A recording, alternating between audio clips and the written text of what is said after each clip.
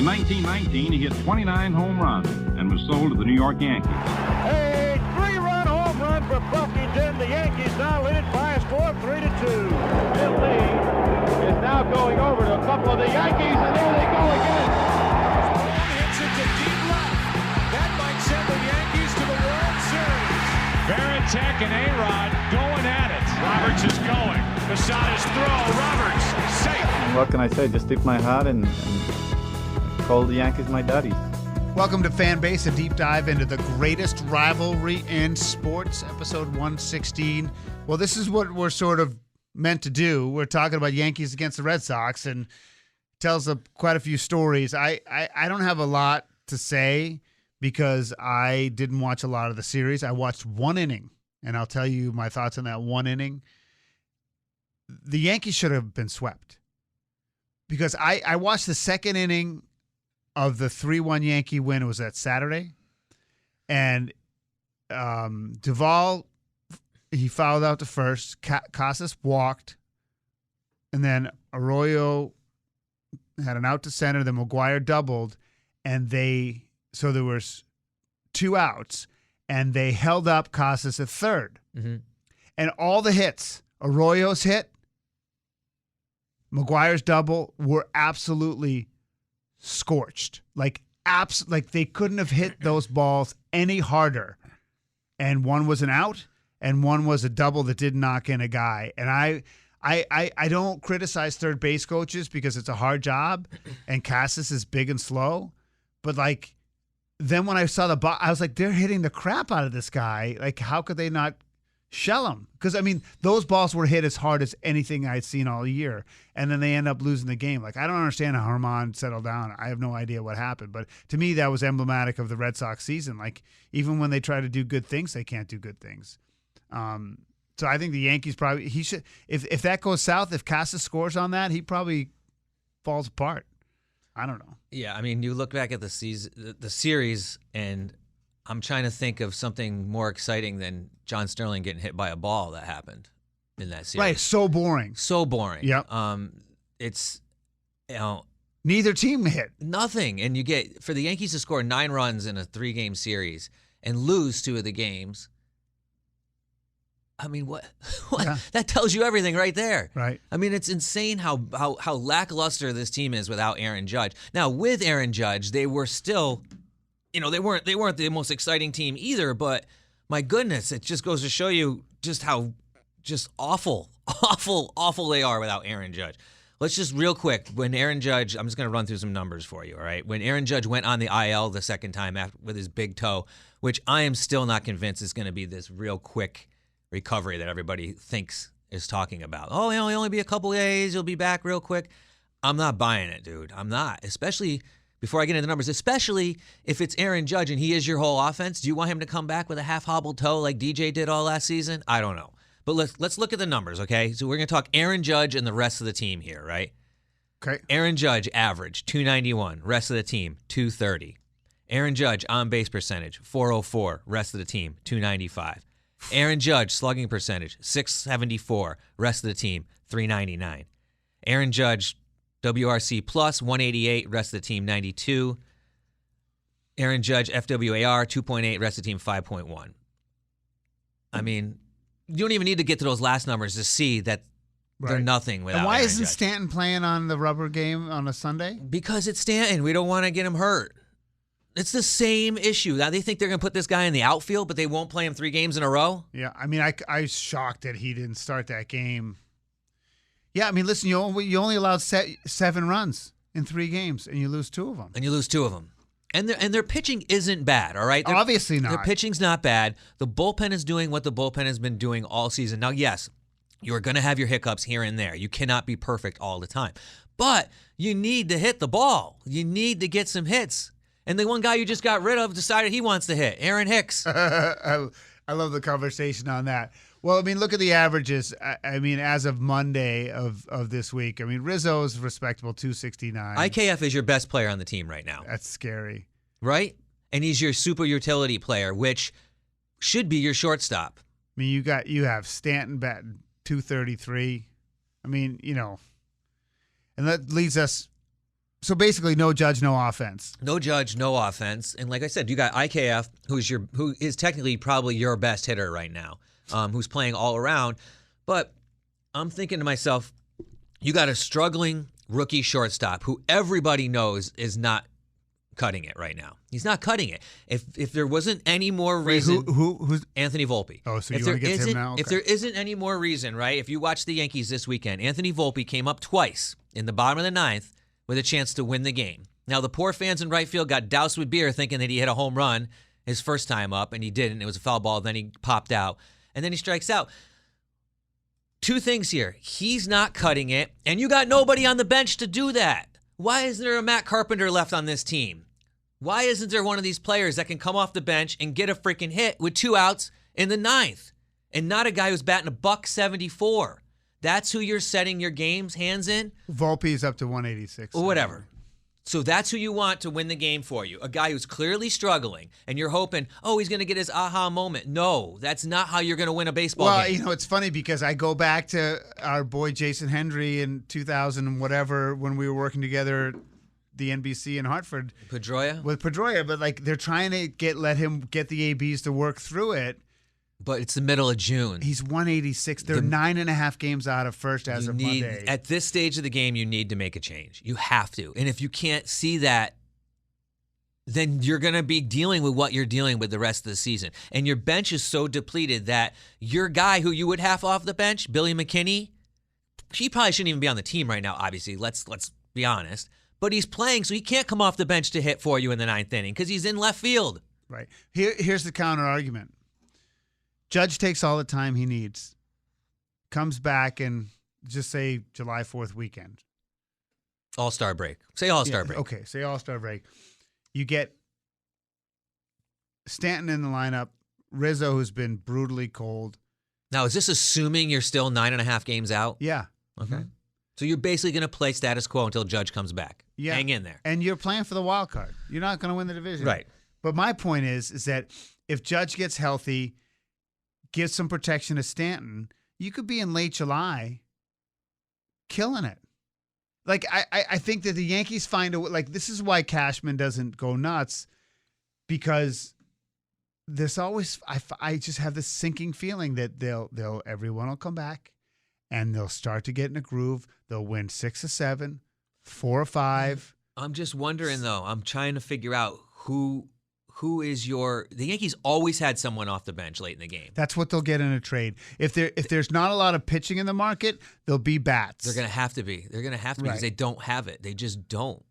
They don't. And listen, that's an easy fix, I think, because like you said, you go out and you find it. You buy it. But the Volpe situation needs to be addressed. It needs to be addressed. Do you see any questions in the media about it? You don't. You just don't see it. And I think the only reason you don't see that is because the Yankees are still there. They're a half game up in the wild card. Everybody knows that this East Division is crazy, and you're most likely, like you said, not going to catch Tampa. And Baltimore, most likely. You're not going to catch them either. I don't think so. So you're playing for the wild card in the middle of June, which is fine. But do you really want to go your whole season, a half game up, looking over your shoulders to guess who now? Damn Astros. Yeah. Right? They're not going to go away. So are you going to sit there hanging on the edge the whole season, or are you going to fix the problem and go with it? I'm thinking the easiest fix is IKF, move him to shortstop, send Volpe down, let him figure it out. If he doesn't come back this year, he doesn't come back this year. How did IKF do? How does he do in that position? He's serviceable. I mean, he's like not Kike, because he's not serviceable. No, he was your shortstop a couple years ago. I mean, so he's serviceable. He's going to do what you need to do. I mean, granted, Anthony Volpe is no gem defensively right now either. So it's not like you're going to be downgrading or upgrading at that spot, but you are going to get a proven major league veteran and a hitter in that position. He's hitting good right now. So I'm thinking that's the way you got to go. We only have 1 or 2 little items to talk about. I mean, there's no real juice in the Subway Series anymore because they've played each other so many times. They're like probably the 2 most mediocre New York teams to face off in a long time. Well, it's interesting because the Mets are desperate. Desperate. I mean, they're in worse shape than the Yankees. And so this series, believe it or not, I think is actually quite important because I feel like the difference between the Yankees and the Mets, right? The Yankees are struggling, but they have the majority of the pieces there, like a pitching. The Mets, are struggling, but they're just a mess. Like the pitching sucks. Right. The hitting's not there. Like, and then Now their they best get hitter injuries. is hurt. Why do they do a 2-game series? Like, I don't understand that. I don't know. Probably just because it's like so close and it's in the middle of the week. And there's really no aura to it. You know, it's not a weekend series where you're gonna pack the house. Well, listen, it's a great set. You got Severino against Scherzer on Tuesday, and then on Wednesday you have Cole against Verlander on national television. So it'll be fun to watch. But I feel like, honestly, if the Yankees take 2, Showalter gets fired, and I don't think they should fire him. But Showalter sounds like he's on the edge of being gone. But then I also read something that he's not even making the lineups. It's the general manager and the stat rats are constructing the lineups. Now that has got to drive Buck Showalter insane. That's also the problem. I mean, this is going back to Moneyball. This is a 20-year-old issue. It's stupid, and it happens in Boston. Find a way to balance it, I guess. And Boone, I don't hear any scuttlebutt about that. I think Cashman, even though he uses data, I think he lets Boone manage. But I'm looking across the league, and I'm trying to find a more old school manager than Buck Showalter. Now, Boschi's been around a while. Melvin's been around a while. Those are 2 right there. But, I mean, can you find anybody else? Bell's been around a while, but he's the younger Bell. I mean, no. But I don't think Buck is anti-data. I just think that he should be able to make out the card. There's got to be – the manager's got to have some power, right? Yes. And if you're not making up your lineup, what are you doing? But that goes back to Moneyball. I mean, that's exactly what the dynamic was. Yeah. With Play him tonight. Yeah. I mean, that was the whole thing.